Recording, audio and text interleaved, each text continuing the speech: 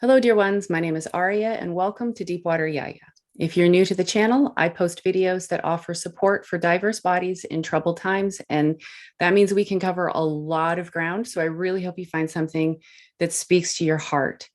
If you do and you like this content, please do all the YouTube things, like and subscribe and comment and share. And please check the links in the description for my additional work, as well as connection to my wonderful guest here today, which we'll introduce you to in a second. And my Patreon membership is available over there as well, which starts at just 150 Canadian a month. It really does help a lot. And I would appreciate it if you're willing to consider it. And no matter how you're here participating today, know that I appreciate you so much. And without further ado, we're going to get into today's interview, which is with Lorrie Potvin. So hi, Lorrie, welcome. And thank you so much for being here. Oh, good morning, Aria. It is such a pleasure. And it was, just a real honor to be asked. And thank you. Oh, well, I feel honored that you said yes. Mm. So what I'd like to do is just give us a chance to introduce ourselves with whatever identities we feel comfortable sharing. So my name is Aria Deepwater. I identify as a white, cis presenting woman who is disabled and chronically ill and queer. And I think that's it. Sometimes Yeah, you go so beyond the one hand, yeah, right? exactly. Yeah. So Lorrie, what about you? Well, my name is Lorrie, and you know, I I'm okay with she, he, they. I think through my life, I've always been seen by, through the lens of other people. It's some Mm, people see me as him, and some people see me as she. And I used to get wound up about it, but now it's like I am completely fine with however people see me, and I'm mm. just, as I walk through this world, whether it's at the grocery store or at the theater. Uh, so I identify beyond that. I identify as queerishly two-spirited and a very proud citizen of the Métis Nation Mm. of Ontario. Yeah. Queerishly two-spirited. I saw that on your bio, and I love that. Now you also have a chronic illness, do you not? Yes. Yeah. In 2003, I was diagnosed with multiple sclerosis. Okay. Um, and I've been very, very grateful since, with interventions, drug therapy, and other, that it's just remained relapsing, remitting. Hmm. Most of my time is, well, I shouldn't say most of my time, because fatigue is a huge obstacle that I face every day. I have some really good days, awesome days, and I just Hmm. have blessings for those days. Hmm. And um, uh, it's, I think when I was diagnosed, my neurologist said, just, she didn't say just pretend, but she said just try to live your life how you would normally um, without the MS diagnosis. I think what she was really saying was just not get caught up in having a MS as much as finding a way to live my best life with Mm. sclerosis. Yeah. So that's what I try to do, but some days it's a little tiring just even thinking about. If you Oh, probably know that. exactly. I have myalgic encephalomyelitis, which is also known as chronic fatigue syndrome, and so absolutely. I mean, so thank you so much for sharing. And today, I did originally identify you as a writer, but of course, as I've got to know you a little bit more, you're an artist, holistically, a craftsperson, a teacher, a motorcycle enthusiast. So now you have written two memoirs. Horses in the Sand is the most recent one, and then First Gear, motorcycle memoir, it was the earlier one. And I was wondering what drew you to memoir work. I yeah. Um, yeah. Did I stump you a little on that one? I'm sorry. No, it's just how to, I grew up in a really traumatic, difficult home as a child. It wasn't just me, it was my brothers. We were all affected by violence and alcoholism and abuse and sexual abuse. So I started writing as a way of trying to understand my life as a child and growing into a teenager. And then, for a long, long time, I just ignored that anything was wrong at all. And of course, holding that emotions in, that angst inside isn't healthy. It might have likely have contributed to some, other health issues. Yes, it does. There's links there. Yep. So that's what drew me to writing. And then it was only natural then that I just took it further. Like first gear came actually from a road trip that I took from Ottawa to Winnipeg and back. And it was the natural sort of bowl for my stories, in the sense that a trip always has a beginning, middle, and an end. Yes. And so, I wrote about the trip, but inserted stories about my childhood, and those were stories that I had already had written and been in writing groups with, and creative writing groups with, and so they were had already been polished up a little bit through that process. Yep. So that's how I got into memoir writing, was just a way to try to better understand, because that understanding allows me to go forward. It's kind of about perspective and making meaning out of it.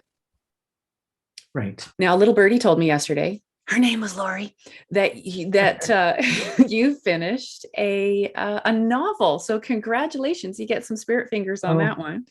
Thank you. And what's it about? It's a mystery, a thriller, you mentioned? Yes. So I call it my COVID project. I started it I do most of my writing in the winter, because in the summer, when the weather is good, I like to travel and work on art and other stuff, and go to ceremony and stuff. So the winter, these past 2 winters with COVID, although I found the last winter really, really long.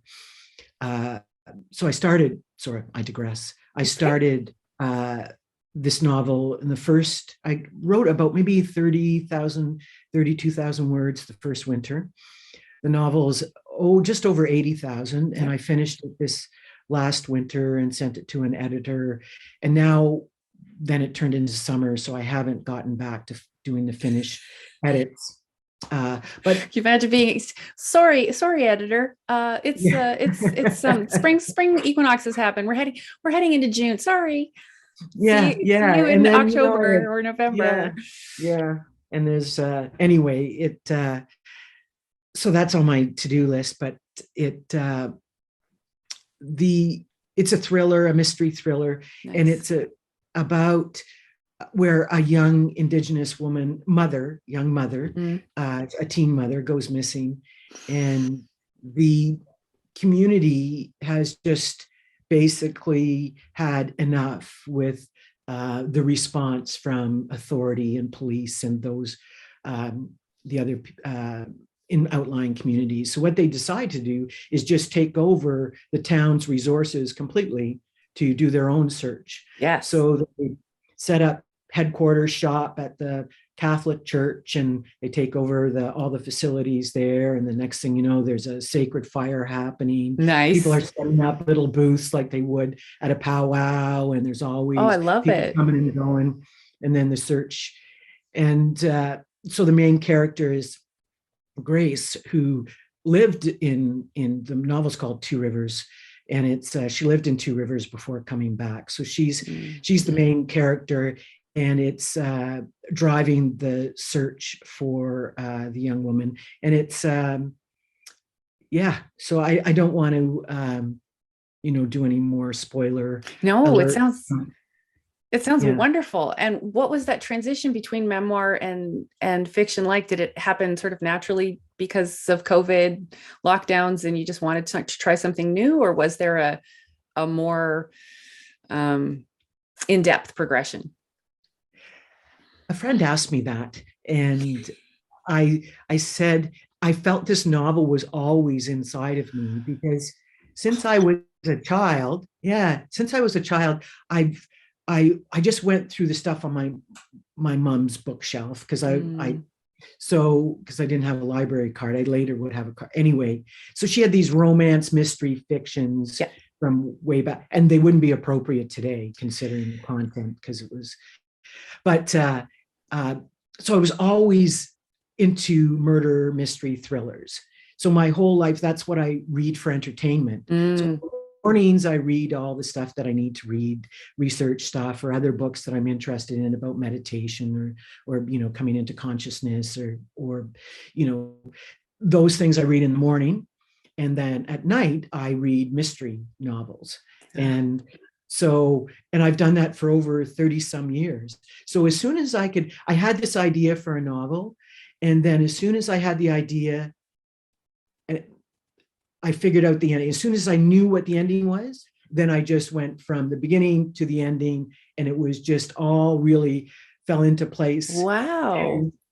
And then what I really enjoyed from memoir, the difference between memoir writing and fiction was I got to create all these characters, Yes. and it was just that was just the really uh, most fun part of the process for me. And I found like little parts of my friends here and there, and parts of me almost everywhere, and and real life experiences, but fictionalized, like some of the things I talk about are all pretty much happened, but Mm.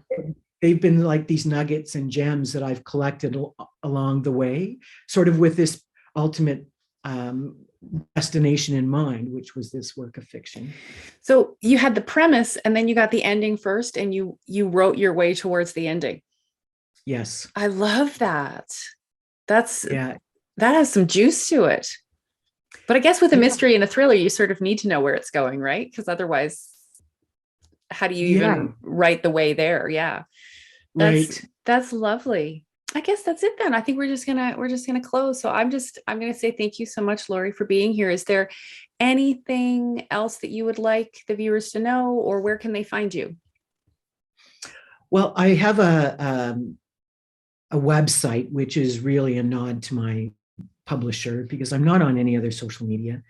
I tried, but I understand why people are like yourselves. Go, go Aria. I don't mean that. Like it's just Yeah. because people. As soon as I say I'm not on any social media, people start explaining to me why they are, and I realize it's like I'm not here to pass judgment or please don't feel guilty because you are, because I'm not. I'm just. I find my life is richer and fuller with me doing because I only have a certain amount of time and energy, and Yes. creating my art and going to ceremony just saps a lot Oh, of for sure.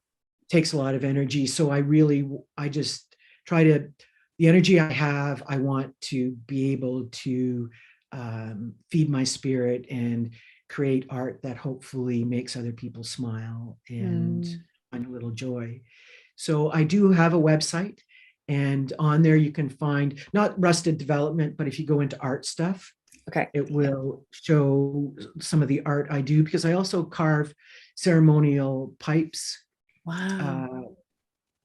uh, uh, and do some other carving and others uh, uh, work uh, there. So there's some pictures up for people to take a look at on my website. They can also read reviews of both First Gear and Horses in the Sand and get in touch if they need to touch. So that's lorriepotvin.ca. Hmm. And there's my plug. I am so lousy at self promotion. I mean, I was at an awards ceremony and we were talking, um, this woman was encouraging me to write, and I was like, how do I? So I said, yeah, writing is really. And then anyway, I don't really know how to tell people that I write without it coming across like, I don't want them to think that I'm bragging that I have published Yeah. a book. So, when I first, I didn't tell anybody that I wrote a book and it was being published until a month before First Gear was launched. Wow. Like literally anybody, somebody in your life must have known. Paula, my partner, knew. Yeah. But Okay. that was it. My brothers didn't know. Nobody knew. Because I didn't really know how to claim that part of being a writer. It just felt really, it was like I thought I was just, stepping above my status, really. Mm-hmm. And I just really struggled with that. And now I can say I'm a writer and I'm an author and I've published. Just don't ask you to list your website. Yes, exactly. Sorry, taking up all that time. No, it's all good. And stuff. It was and I designed the website and built it. So that was a really good, another sort of thing that was oh yeah. Because life is about learning and taking on those things that you're a little fearful of. So any mistakes there are mine. But yeah. So it's all good. Visit lorriepotvin.ca and get in touch if you'd like. Okay. And all right. Well, and know that I so appreciate you having me. Thank you very much. It was a pleasure. I thank you so much for being here. I really feel that. And I can't express how much I appreciate you showing up for this. This was great. And you said yes, and it just means so much to me. It feels like a real blessing. So thank you so much. Yeah. Well, blessings here. All right. Thanks. And we'll talk soon. Yes. Okay. Bye.